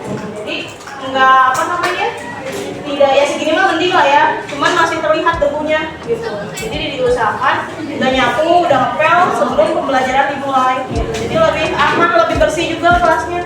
BTW ada itunya yang kemarin sapunya beli berapa? Pelnya ada ya? Oke, udah itu. Lalu saat apa ini? Pelajaran HP dinonaktifkan, oke. Tidak boleh ada dering dan suara notifikasi katanya tuh. Ya, usahakan di silent lah ya. Itu masuk juga ke sini menggunakan HP sesuai dengan kebutuhan. Lalu yang ketiga, tidak boleh ngobrol dengan suara yang cukup kencang saat jam pelajaran. Nah, ini dinotis banget. Kalau misalnya guru sedang menerangkan, kalian harus menyimak atau memperhatikan atau mendengarkan ya. Di sini pada poin mungkin saling menghargai ya. Kalau misalnya ibu guru atau ibu yang sedang menjelaskan atau yang menjelaskan lah ya di depan atau mengajak ngobrol atau mengajak diskusi ya, tolong diperhatikan. Tidak hanya ibu, tapi guru yang lain juga gitu kan ya.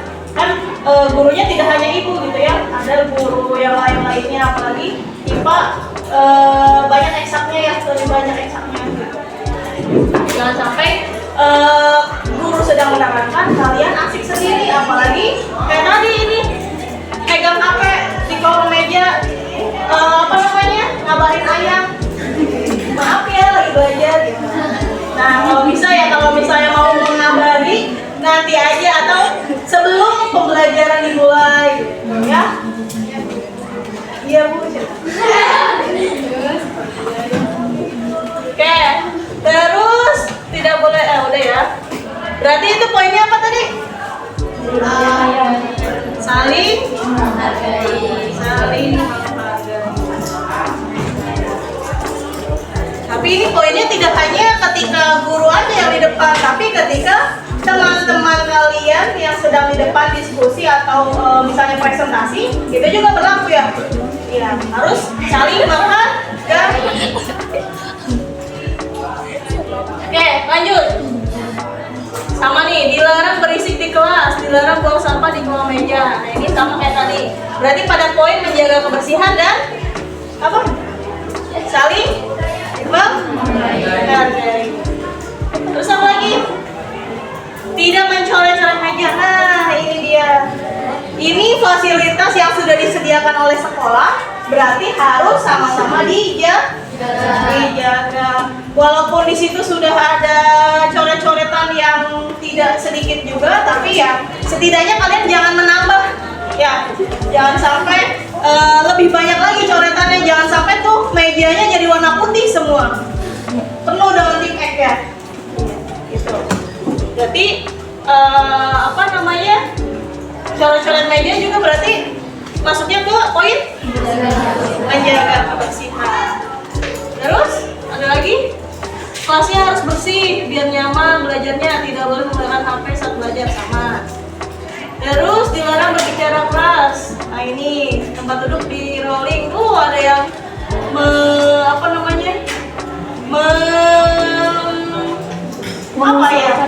pengusungan ya. Terus di sela-sela materi ada ice breaking. Oke, nanti kita coba ya, ada ice breaking. Terus tempat duduk di rolling. Oke, udah. Terus boleh minum ketika pembelajaran ya. Tidak boleh membeda-bedakan teman tuh katanya. Ya, ini sepakat banget ya. Jangan sampai kelas ini pecah gara-gara circle. Ya, ya, bareng-bareng aja ya. Apalagi ini kita baru masuk ke kelas ini, berarti ya kita komitmen bareng-bareng gitu ya, supaya kita bersama-sama terus ya sampai lulus apa? Lulus sekolah. Terus tidak bermain HP sama Boleh mengobrol dan bercanda tapi tidak berlebihan dan tidak mengganggu yang lain. Oke, gimana nih? Apa? Ibu, saya ingin belajar di kelas yang suasananya tidak ramai. Nah, berarti tidak juga sepi. Gimana tuh tidak ramai dan juga sepi? Pakai backsound kita ya belajarnya ya? Oke. Terus apa tadi teh? Boleh mengobrol dan bercanda tapi tidak berlebihan dan tidak mengganggu yang lain. Ini sih ya. Boleh ngobrol, bercanda atau diskusi gitu ya, tapi jangan sampai menimbulkan hal-hal yang tidak mengenakan hati teman-temannya gitu ya. Kita saling menjaga, tidak hanya menjaga kelas tapi menjaga hati. Menjaga hati. Hati siapa yang mau dijaga? Oke, selanjutnya diperbolehkan menggunakan kalkulator saat menghitung.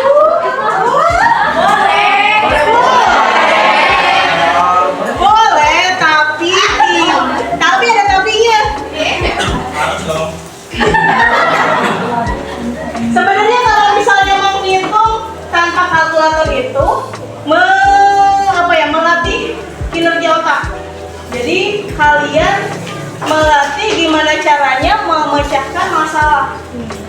Jadi makanya kalau misalnya belajar matematika, ya diusahakan lah jangan sampai buka handphone dulu kecuali mentok. Tapi mentoknya jangan mentok tiap hari. Gitu ya. Masa tiap ada soal 2 tambah 5 buka kalkulator kan nggak mungkin ya? Misalnya 3 kali 2 kali 0 berapa tuh? 0. Nah kalau kayak gitu perlu nggak kalkulator? Ya mungkin kalau kalkulator itu dibutuhkan saat ada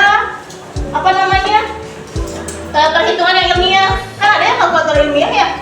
Iya, itu kayak sin, kosan dan lain sebagainya gitu. Terus ada juga kalau misalnya kayak bilangan berpangkat, terus kayak 2x ditambah 3y bla bla bla kayak gitu kan butuh nggak perlu lah kalkulator gitu ya.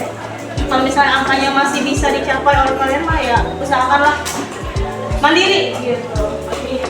Saat pembelajaran tidak ada yang berisik sendiri, terus boleh kerjasama saat mengerjakan tugas. Boleh banget ini, boleh banget. Kalau tugas ya, tugas beda sama ulangan. Ya berdoa aja mudah-mudahan gak ada ulangan. Oke, lalu ini sama, jangan buang sampah di kolong meja, jangan buang kertas. Maksudnya jangan buang kertas. Ini buang kertas juga. Enggak ya, mungkin jangan berlebihan lah ya. Menggunakan kertas. Ketika apa tuh? Menulis. Kita lanjut deh. Boleh minum saat jam pelajaran udah ya tadi. Lebih banyak bermain bersama agar cepat akrab tuh. Boleh main bareng-bareng. Apalagi tapi ketika istirahat. Atau kalau misalnya ini nih ibu mau notice juga kalau misalnya pelajarannya berganti berarti beda lagi kan ya gurunya ya? Iya. Kalau misalnya gurunya nggak datang harus digimanain? Dipanggil. Ya tidak hanya KM atau wakil KM aja ya, giliran aja lah siapa gitu ya yang manggil KM-nya. Jadi enggak cuman KM yang dikenal sama gurunya gitu ya. Kalian juga mau kan ya dikenal sama gurunya? Iya. Ya kayak ibu aja, ibu juga bertahap gitu ya kenal kalian satu-satu gitu ya. Begitupun guru yang lain gitu. Kalau misalnya yang datangnya itu aja ya pasti guru juga kenalnya itu aja gitu ya. Jadi usahakan panggil gurunya gitu ya. Terus mana nih?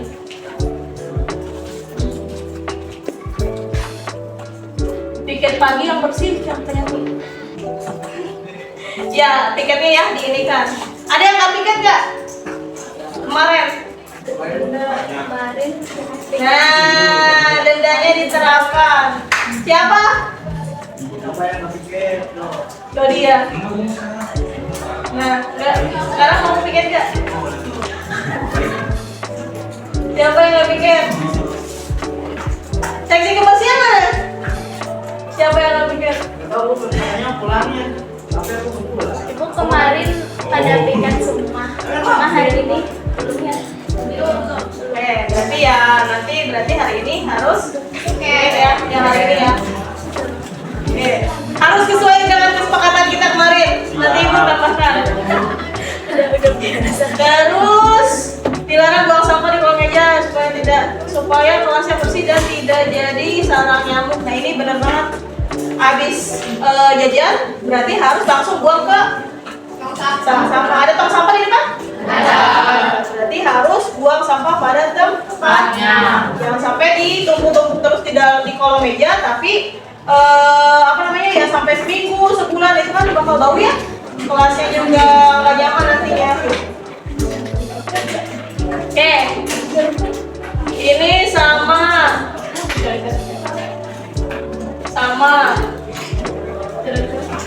tidak boleh makan lagi saat jam pelajaran dan izin jika ingin minum. Nah ini boleh sama kayak tadi ya. Terus tidak boleh menggunakan handphone, ya sama. Apa nih ada yang satu? Boleh cium. Kayaknya ada yang udah mulai cium lah.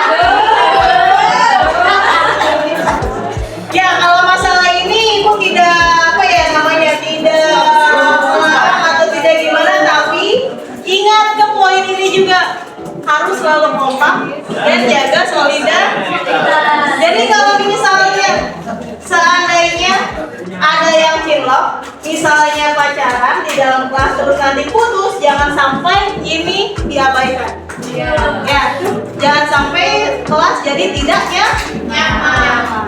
Berarti harus terus diterapkan ini ya. Oke.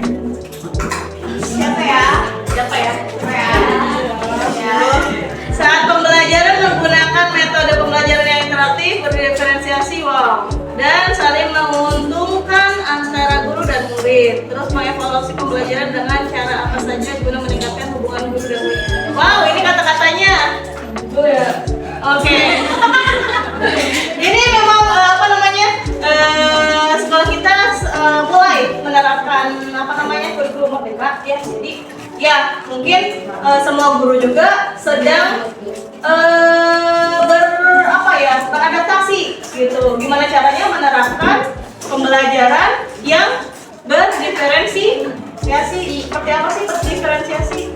Ya nanti kita lihat lah ya gimana pembelajaran pada saat guru mengajar gitu ya. Tentu beda-beda gitu kan ya. Setiap guru punya punya caranya masing-masing gitu. Jadi kalau misalnya pembelajarannya membangkitkan semangat juga ya, kalian harus ikut aktif gitu ya. Pembelajaran yang seperti apapun gitu, tapi tetap kalian harus dituntut untuk aktif. Oh iya, berkaitan dengan nilai juga, ibu udah sudah menyampaikan ke semua kelas. Mungkin nih pas ini aja yang kalau misalnya untuk nilai itu kan di rapot ada 3 ya. Ada pengetahuan, ada keterampilan, sama sikap ya. Sikap otomatis semua guru menilai gitu ya, mau sikap seperti apapun gitu. Terus pengetahuan biasanya ibu ngambilnya dari nilai tugas-tugas yang dikumpulkan, itu akan jadi nilai pengetahuan. Untuk nilai keterampilan itu ibu ambil dari keaktifan di kelas dan absen. Jadi kalau misalnya absennya udah alfa lebih dari 3 kali, ya mohon maaf nanti ibu beri peringatan, lalu ibu panggil orang tuanya itu ya. Jadi jangan sampai kalian misalnya sakit atau izin tapi tidak memberitahu ibu, atau orang tuanya tidak memberitahu ibu gitu ya. Jadi diusahakanlah gitu ya sebisa mungkin untuk berkomunikasi gitu. Boleh lewat kalau misalnya emang enggak mepet-mepet banget, boleh langsung ke ibu gitu. Tapi kalau misalnya yang orang tuanya emang ada, di apa namanya di grup ya usahakan lah gitu. Jadi orang tuanya ya langsung WA ke ibu gitu ya. Itu demi tertib aja sih dan tertata. Terus ada lagi? Ini halaman mana ya? Oh, sampai sini. Kita lanjut. Saya ingin kelas saya selalu bersih dan rapi, jangan bermain HP, sama ya. Terus jangan di luar ketika sudah masuk. Nah ini bener, perlu dinotis juga. Kalau misalnya bel sudah berbunyi, berarti waktunya untuk masuk. Ya tergantung belnya bel apa ya. Kalau misalnya sudah pembelajaran sudah selesai, berarti waktunya untuk isi. Ya kalian sesuaikan lah, ini belnya sudah ada kata-katanya lah ya, ada perintahnya gitu. Jadi saatnya apa untuk istirahat atau untuk masuk berarti harus dilaksanakan. Ya. Oke, ada lagi? Apa lagi ya?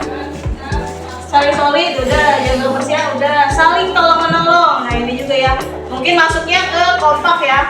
Jadi harus saling tolong menolong, jangan sampai temannya minta tolong kalian acuh ke acuh ya, jangan sampai kayak gitu ya. Selanjutnya saat belajar akuin teman-temanku diam dan tidak berisik dan aktif belajar. Oke, itu masuknya ke apa tuh? Tambahin ya sama ibu disiplin, boleh? Boleh. Apa aja sih disiplin teh? Tepat waktu, boleh disiplin waktu atau disiplin kerapihan atau pakaian. Jadi sesuaikanlah pakaiannya ya mungkin. Terus rambut sama satu lagi nama dan sekolah. Ya, nama sekolah sama nama kalian. Diusahakan kalau misalnya bajunya sudah terlebih lagi yang putihnya pakai nama biar gurunya tahu oh ini siapa namanya gitu. Jadi itu juga mempermudah guru untuk kenal kalian gitu ya. Ya emang kalian nggak mau dikenal sama guru? Kamu kan tahu ya. Iya. Jadi ya itu salah satu caranya. Nah ada yang mau ditambahkan atau ada yang perlu ditambahkan lagi? Nggak ada. Nggak cukup ya. Berarti nanti ini keyakinan dan kesepakatan kelas kalian. Tolong dilaksanakan, tolong diingat-ingat, jangan sampai kalian melanggar. Ya sebenarnya tidak ada hukuman, tapi setidaknya kalian harus ingat gitu ya, apa yang harus kalian laksanakan atau yang tidak boleh dilaksanakan. Oke? Sepakat nggak? Sepakat. Coba, berarti di sini karena udah ada kesepakatan dan keyakinan kelas, mulai sekarang kita terapkan dan nanti sama ibu di sprint untuk disahkan oleh kalian semua, disahkan atau ditandatangani oleh kalian semua. Ya, siap? Ya. Oke, ibu bacakan lagi yang pertama. Itu menjaga kebersihan. Berarti sebelum apa? Sebelum belajar harus laksanakan ya. Yang kedua kompak dan menjaga solidaritas. Salah satunya yaitu nanti rolling ya. Rolling itu untuk tempat duduknya. Biar merasakan yang di depan merasakan di belakang, yang belakang pun merasakan gimana sih duduk di depan gitu ya. Lalu apa lagi? Oke, menggunakan HP sesuai dengan kebutuhan. HP-nya ada? Ada punya HP? Punya. Cuma yang nggak punya? Oke, berarti punya semua ya? Aman. Berarti kalau misalnya nanti saat pembelajaran di silent dulu aja, gitu ya. Terus yang keempat, dipersilakan untuk minum. Tapi untuk makan harus pada saat jam istirahat. Lalu saling menghargai bentuk apapun itu, gitu ya, baik sesama teman maupun kepada guru. Terus disiplin. Oke, ini sepakat? Oke, berarti kita sepakati untuk melaksanakannya. ini sudah disepakati untuk kedepannya diingat-ingat lagi nanti minggu depan insya Allah ibu printkan untuk ditandatangani oleh kalian semua. Betul ya? Iya. Oke, cukup dari ibu.